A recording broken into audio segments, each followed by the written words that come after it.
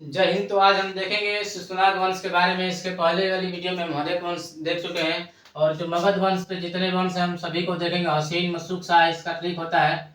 हसीन मशूक शाह हरेक वंश देख चुके हैं। शिशुनाग वंश आज देखने वाले हैं। उसके बाद नंद वंश, मौर्य वंश, शुंग वंश, कौरव वंश और सातवाहन वंश। इसको एक बार देख लेंगे, आप लोग लिख लेंगे। हरेक वंश, शिशुनाग वंश, नंद वंश, मौर्य वंश, शुंग वंश, कौरव वंश और सातवाहन वंश। यहाँ पे लिख रहे हैं शिशुनाग तो लिखे, यहाँ पे लिख रहे हैं नंद वंश, मौर्य वंश, शुंग वंश, कौरव वंश और सातवाहन वंश।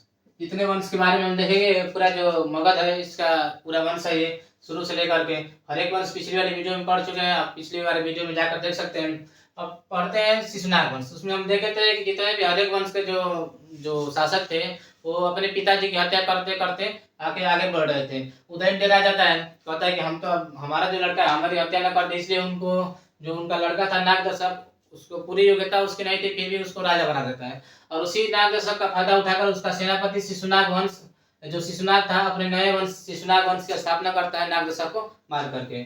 उसके बाद अब यहाँ पे देख लेते हैं, नाम यही है, शिशुनाग ये संस्थापक है। अब देखता है कि राजगीर राजधानी है उस समय हर एक वंश की। उसके बाद जब वो देखता है कि जो मगध के बाद सबसे शक्तिशाली कौन सा जो महाजनपद है, मगध के बाद सबसे शक्तिशाली महाजनपद वज्जित था, उसकी राजधानी थी वैशाली। ये क्या करता है कि वहां से हटा करके अपनी राजधानी वैशाली को बना देता है, क्योंकि ये जानता था कि तनी हट जीव तो ठीक ठाक काम हो जाए। अब शिशुनाग वंश देखते हैं। शिशुनाग वंश में अब पढ़ते हैं शिशुनाग को।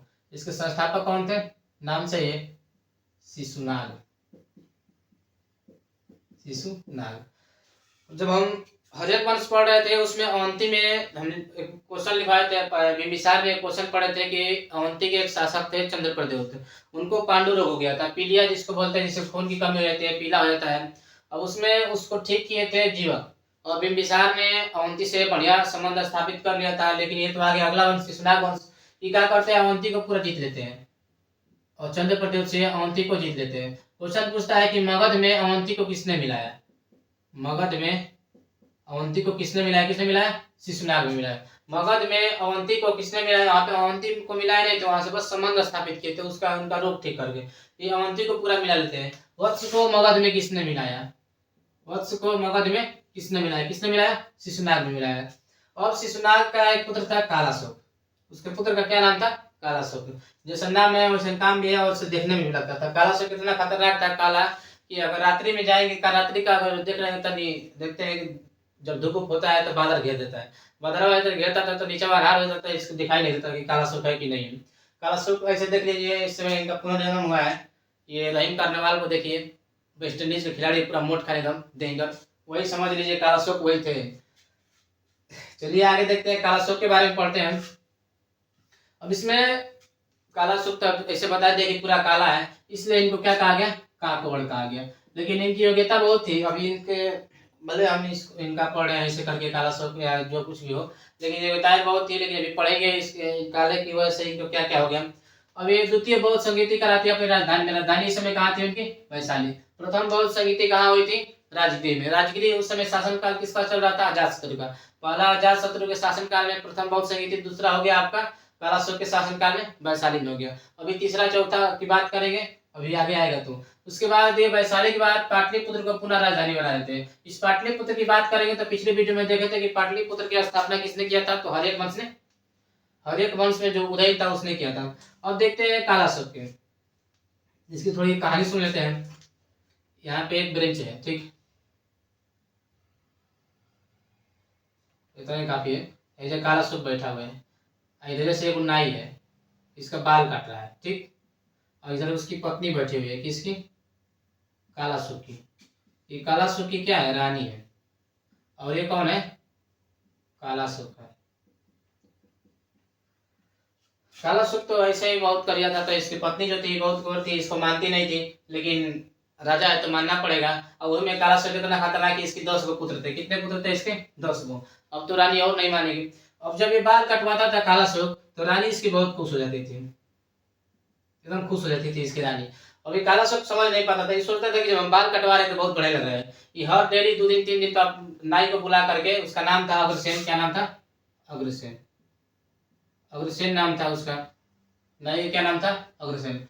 हर 2-3 दिन को बुला करके अग्रसेन से बाल कटवाता था। आज इसकी जो रानी थी, जब बाल कटवाने पड़ता तब पूरा खुश रहती थी, बाल कटवा के चला गया तो एकदम उदास रहती थी। ये बकलोलवा अपने समझ रहा है कि हमारे को देख के खुश हो रही है। जब बाल कटवाने आता था अग्रसेन इसी को देख कर ही खुश हो जाती थी पूरा। अग्रसेन को देखकर खुश हो जाती थी। काला सब सोच रहा है कि हम बाल कटवाते हैं, पूरा बड़े लगेंगे। अब यहाँ पे रानी और अग्रसेन के बीच में, अब जानते हैं, अब रानी और अग्रसेन के बीच में संबंध स्थापित हो जाता है।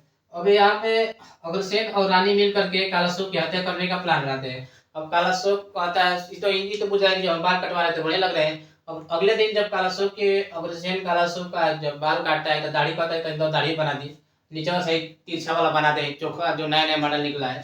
जब नीचे वाला जब चोखा मॉडल निकालता है, कड़ा बाल खत्म, यही से काट देता है मुड़िए इसका, कालाशोक का। कालाशोक की हत्या किसने किया था, क्वेश्चन पूछता है, कालाशोक की हत्या किसने किया था, अग्रसेन ने किया था। कालाशोक की हत्या किसने करवाई थी, उसकी रानी थी। कालाशोक की रानी उसके दरबार के नाई अग्रसेन के साथ मिलकर हत्या कर दिया। अब देखिए अग्रसेन तो पूरा खुश हो गया, इनका काम खत्म। अग्रसेन और रानी तो खुश हो गए, लेकिन अग्रसेन देखता है कि इसके 10 राजा है, 10 को, इसके 10 पुत्र हैं, ठीक है। अग्रसेन देखता है कि जो रानी है इसके 10 पुत्र हैं, और हम जानते हैं कि फिल्म में देखते हैं कि एक ही लड़का रहता है तो आगे चल के हीरो बन के बड़ी मार मारेगा। अग्रसेन एकदम डरा देता है कि 10 को एक कौन अगर जो हीरो बन गया, अगर जो मारने लगा तो एकदम दिक्कत हो जाएगा। अग्रसेन देखता है कि जो रानी है ये तो अपने एक शासक, एक पूरा राजा जो थे महान, उसके उसकी नाई, तो हम तो नाई है, हमारा क्या होगी। अग्रसेन एकदम डरा जाता है, सोचता है कि अगर जो कहीं हमसे बढ़िया मिल गया कोनो नाई, कहीं दुर्गे से नहीं मिल गया तो क्या करेंगे। अभी डरा जाता है पूरा। अभी क्या करता है कि पहले तो रानी को मार देता है बिना देखले बोले, उसके बाद जितने 10 पुत्र थे सभी की हत्या कर देता है। कौन, अग्रसेन। क्वेश्चन पूछता है कि कालाशोक की रानी की हत्या किसने किया था, अग्रसेन ने किया था। कालाशोक के पुत्र की हत्या किसने किया था, अग्रसेन ने किया था। इसमें संबंध स्थापित कर लीजिए, कालाशोक और रानी मिलकर कालाशोक की हत्या कर रहे हैं, अग्रसेन फिर इस रानी को मार दे रहा है, अग्रसेन फिर इनके 10 पुत्र को सबको मार दे, काम खत्म। अब जो बड़े होते हैं, अगर इनको चक्कर नहीं पड़ा होता अग्रसेन तो 10 लड़का बढ़ रहा था, तरी को बार काटता, पैसा वैसा कमाई था, काम खत्म इस सब के चक्कर में। अब देखिए जो शिशुनाग वंश था, इसका अंतिम शासक बनता है नंदीवर्मन। इसका अंतिम शासक कौन था, नंदीवर्मन। एक यूनानी लेखक कार्टियस है, ये कहते हैं कि जो ये अग्रसेन है ना, यही महापद्म नंद है, महापद्म नंद है।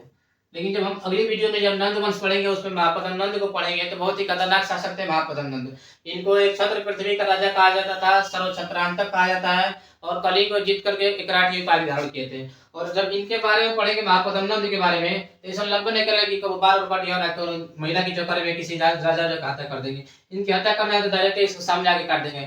कैसे कि जो महापद्म नंद थे क्षत्रियों को नाश करने वाले इनको कहा गया है। इनके शासनकाल में जितने क्षत्रिय थे सब छुप गए थे, और इतना इनका आलम था कि जब कोई क्षत्रिय आता था तो पूछते थे कि क्या हो, क्षत्रिय हो क्या हो, तो बोलता था कि हम क्षत्रिय नहीं, क्षत्रिय है, छतरी बनाने वाला क्षत्रिय है हम। इतना उन लोग का खौफ, महापद्म नंद का खौफ था। और अग्रसेन के बारे में हम देख लिए तो यूनानी लेखक वाले कार्टियस कहते हैं कि अग्रसेन ही महापद्म नंद है, लेकिन ये अग्रसेन महापद्म नंद नहीं थे, क्योंकि जब इनके बारे में अग्रसेन और महापद्म नंद के बारे में पढ़ेंगे तो इनकी जो शैली है बहुत अलग लिखेगी। तो ये था शिशुनाग वंश, इसका आप लोग स्क्रीनशॉट ले लीजिए, और मिलते हैं अगले वीडियो में। जय हिंद, नंद वंश के साथ।